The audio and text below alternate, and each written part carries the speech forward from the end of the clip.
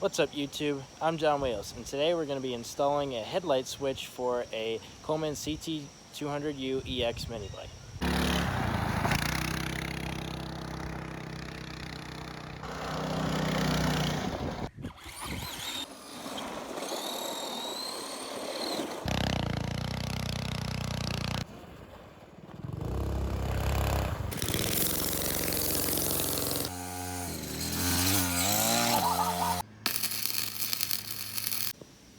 Okay, so with these Coleman bikes, the headlight is always on.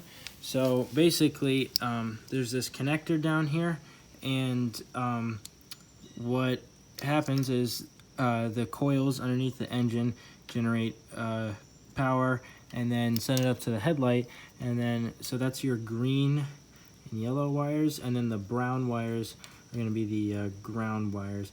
I'm not 100% sure because there's no wiring diagram or anything, but wherever you install the switch, it will still be the same. So basically what we're going to do is unhook these connectors, and then we will basically splice in the switch to the power side, which is the green and yellow. And so in these connectors, I'm going to just reuse the ends. There's these little things to press down that it's like a one-way, so it'll come in, but then it'll spring out and then keep it from going back. So I'm going to do is just press down that little bit right there, and then pull the connector out. Just like that.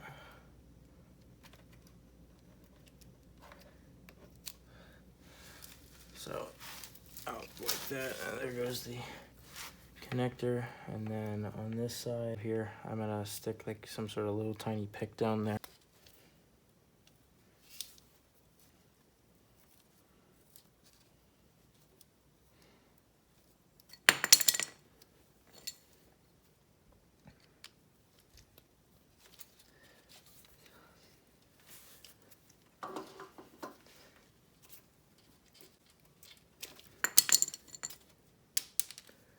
All right, there we go. Those two connectors out, and then I kind of bent the connectors themselves on the way out.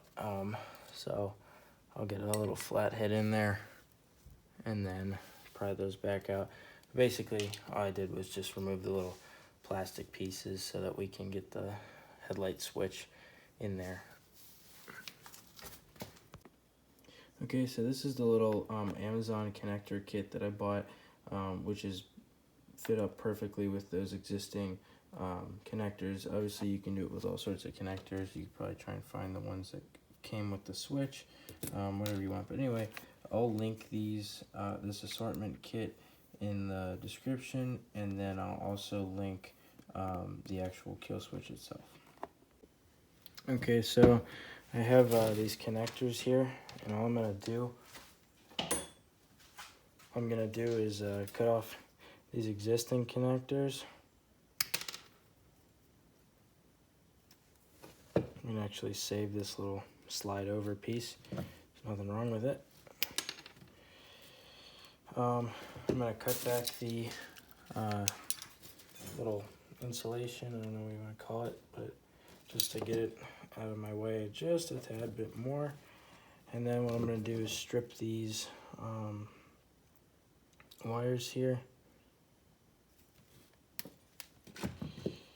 Okay, I'm gonna just give it a little twist. Okay, what I've done is take off the little insulation thing. Now I'm going to slide this over here.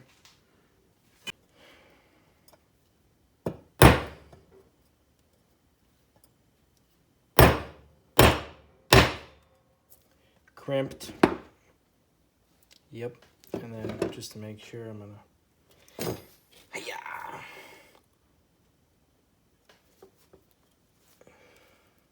And now I can just repeat the process. All right, now I'm just gonna strip off a little bit of this one. take our connector. Okay, so I'm gonna remove the little plastic thing.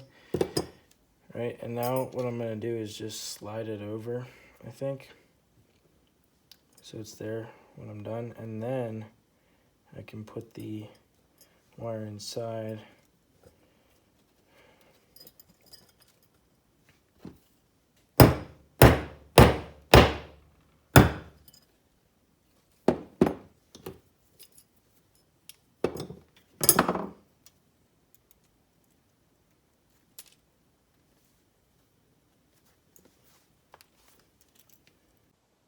A quick note, you don't actually have to solder if the connector, you just crimp it on really well. I'm just adding the solder as an extra measure for protection, just in case it were to vibrate loose or something like that. You don't really need the solder, but if you have access to it, it doesn't hurt.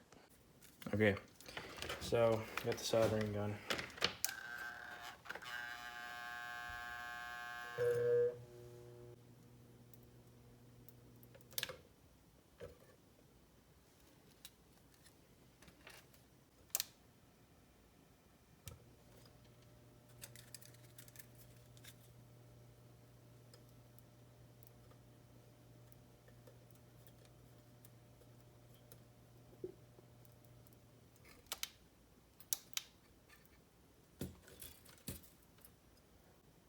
Kind of forgot the little sleeve that covers it, so all I'll do is just grab a tiny little piece of electrical tape.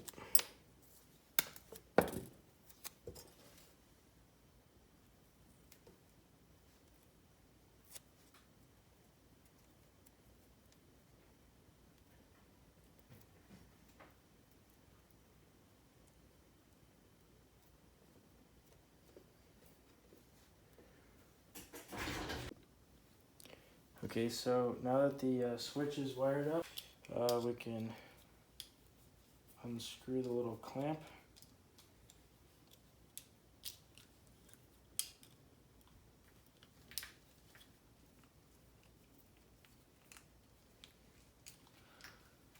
And then I want it to be right over here. We'll start at the bottom.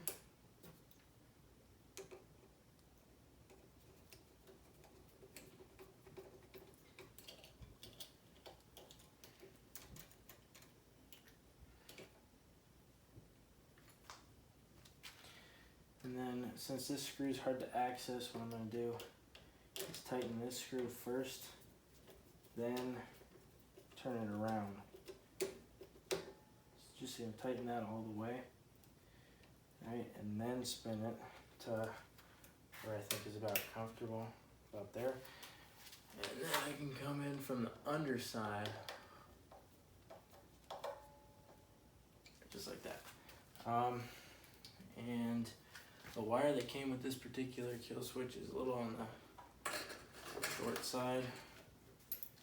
So all I'm going to do is connect that spade connector into my power wire. Just like that right there. And then I'm going to connect this over to my other power wire.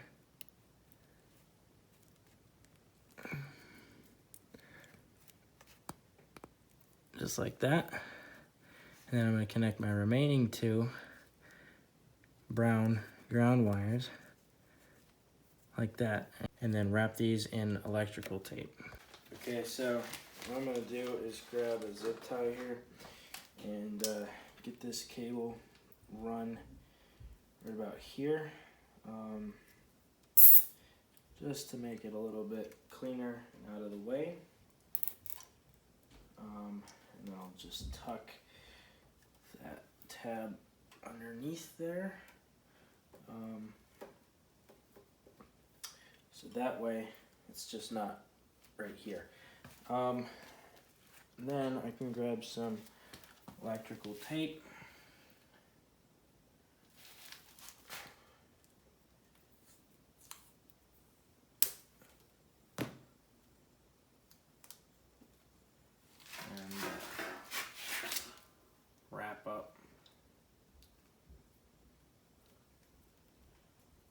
these connections.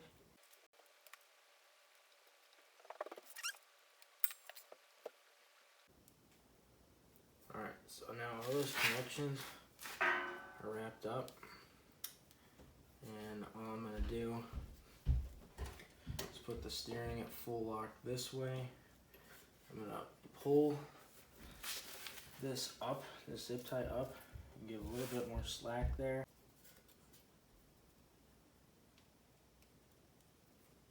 Because we want the tension, if there is any, to be on this, right, instead of on the actual connections. So now should be able to get full steering that way, full steering that way, and still have a little bit of slack.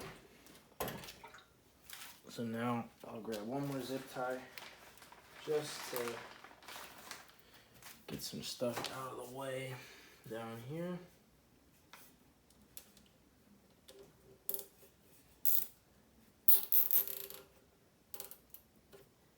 Perfect. Now I can grab scissors and cut that zip tie. Might as well cut the end of that off from the factory one. Cut off that one, that one, and now we should have a working kill switch. So full steering this way, full steering that way. Okay, now if I crank it up, put the light off.